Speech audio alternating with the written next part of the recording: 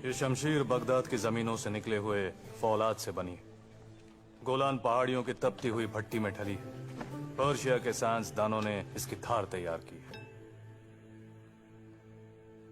दूध पीता बच्चा भी इसे हाथ में ले ले तो एक झटके में 10 दरख्त काट गिराए।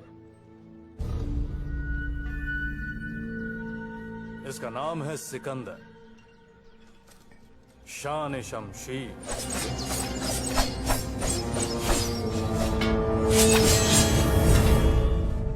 अद्भुत है ये शमशीर, लेकिन मुझे माफ करें असलम जी, हमारी रफ्तार के आगे नहीं टिकेगी।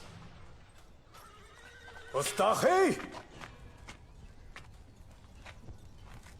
बदन से बहा खून और तैश में बोली बात दोनों वापस नहीं आते कटप्पा।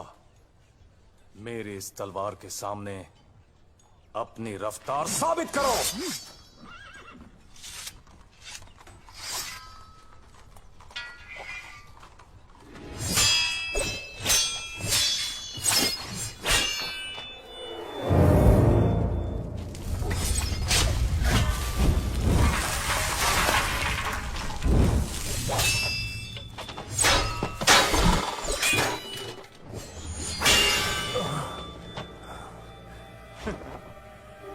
अब समझे कटप्पा?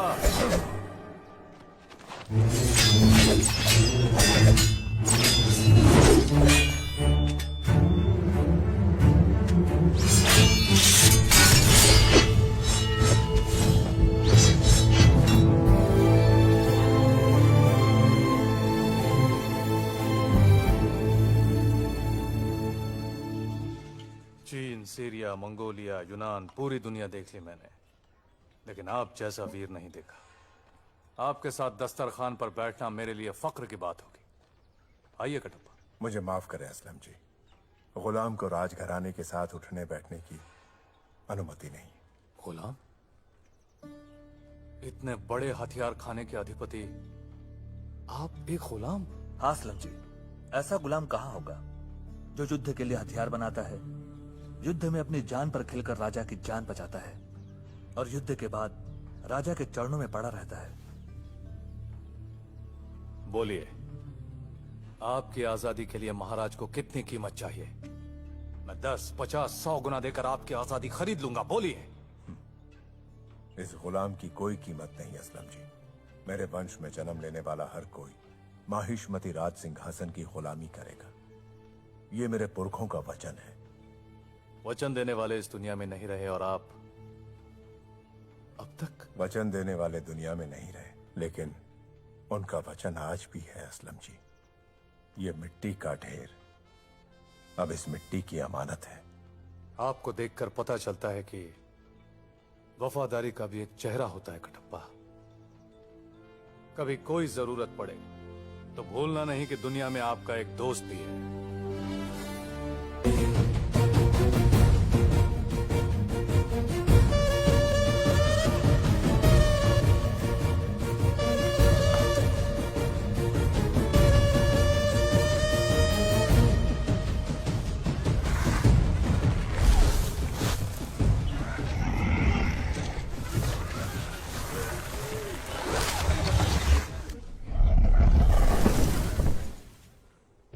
प्रभु, उस सांड को जंगल से लाए हुए 2 दिन बीत चुके हैं।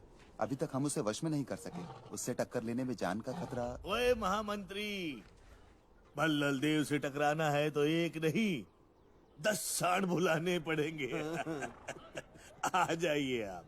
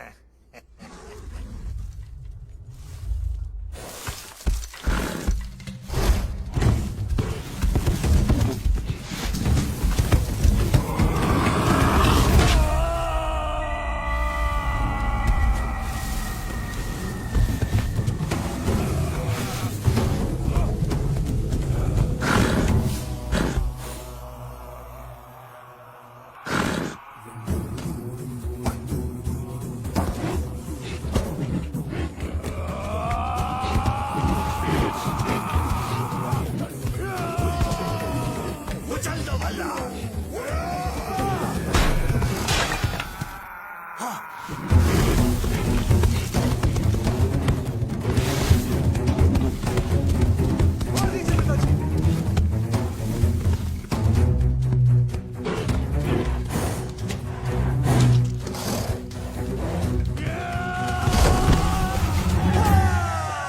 दादा, देखा आपने?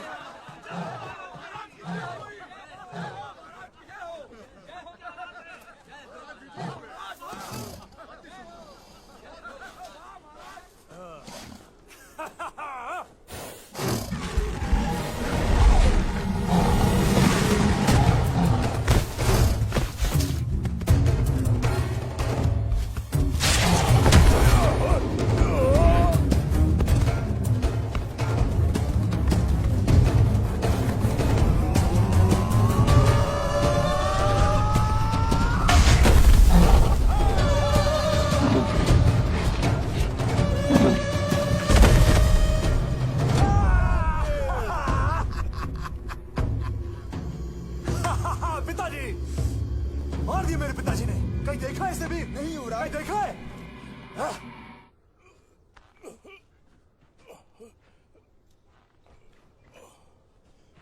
तुम्हारी निष्ठा देखकर मैं सच में हैरान हो जाता हूं कटप्पा। तुम्हारे मन में मेरे लिए कितना द्वेष है ये मैं जानता हूं, फिर भी अपने प्राण संकट में डालकर मेरी रक्षा करते हो। कैसे कटप्पा, कैसे करते हो तुम ये? ठीक है, मांगो, क्या मांगते हो? जो भी चाहो। प्रभु, मेरी एक ही विनती है। 25 सालों से देव सेना दंड सह रही है, उन्हें मुक्त कर दीजिए।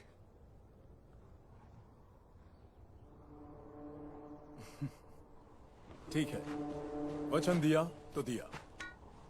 जाओ, देव सेना को मारकर उसे मुक्त कर दो। मृत्यु से बड़ी मुक्ति और क्या हो सकती है कटप्पा? हाँ? जाओ। नहीं तो फिर भुगतने दो। 25 साल नहीं, अंतिम सांस तक भुगतने दो।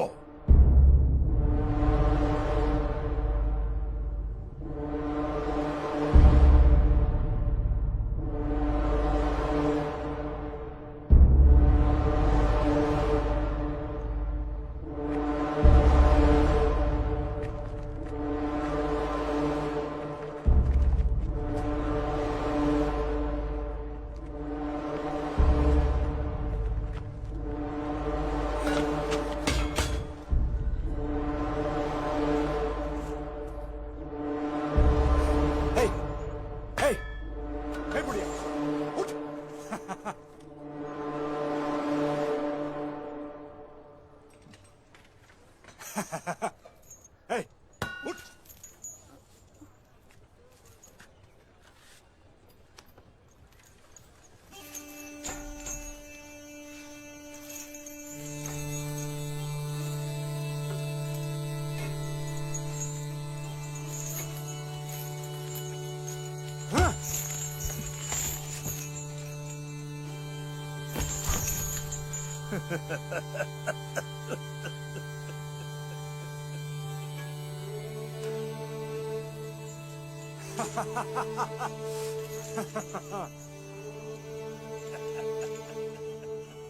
क्यों देवसेना, तुम पर होने वाले जुल्म में कोई कमी तो नहीं रह गई?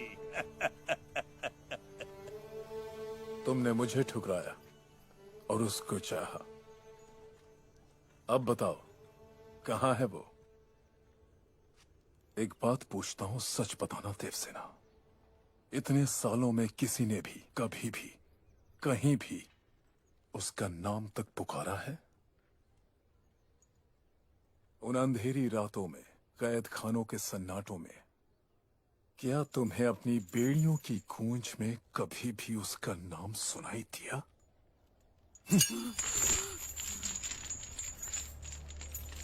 नहीं। माहिष्मती भूल चुका है देवसेना। उसका नाम सिर्फ जुबानों से नहीं, यादों से भी मिट चुका है। इस राज्य में सिर्फ 2 लोग उसका नाम लेते हैं, तुम और मैं। तुम कि अपनी मौत से पहले उसे आखिरी बार देख पाओ, मैं ताकि एक बार और उसे अपने हाथों से मार पाऊं। दोनों की इच्छाएं अधूरी हैं।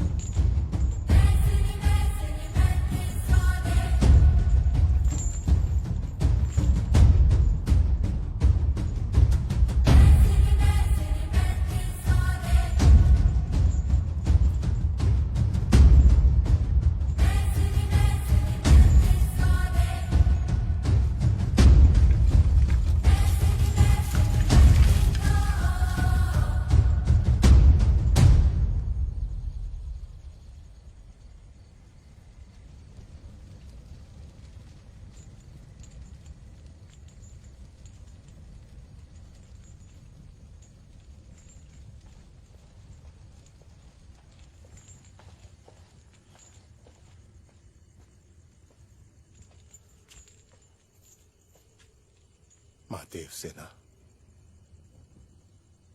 इस बार तो मान जाइए।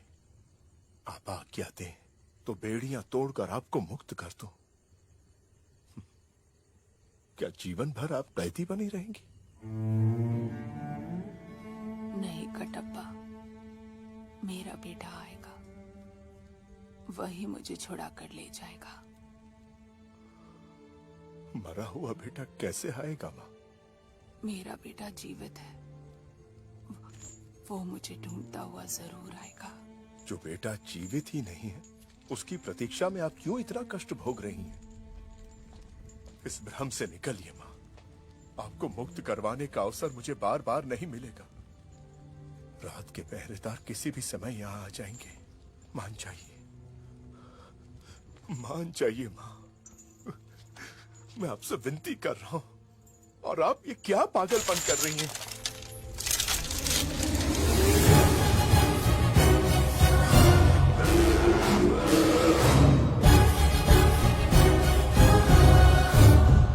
मेरा लकड़ियां बटोरना तुम्हें पागलपन लगता है ना कटप्पा? चिता सजा रही हूं।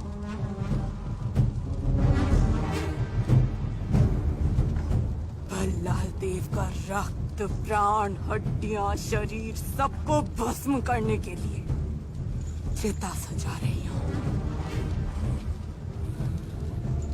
मेरा बेटा आएगा और उस दरिंदे को खींचकर इस चिता पर लिटाएगा। मेरा बेटा उस भलाल देव की चिता को मेरे हाथों से अग्नि दिलाएगा। मृत्यु के भय से जब वो चिल्लाएगा तो माहिष्मती महल की दीवारें दहल उठेंगी। मेरा बेटा आएगा।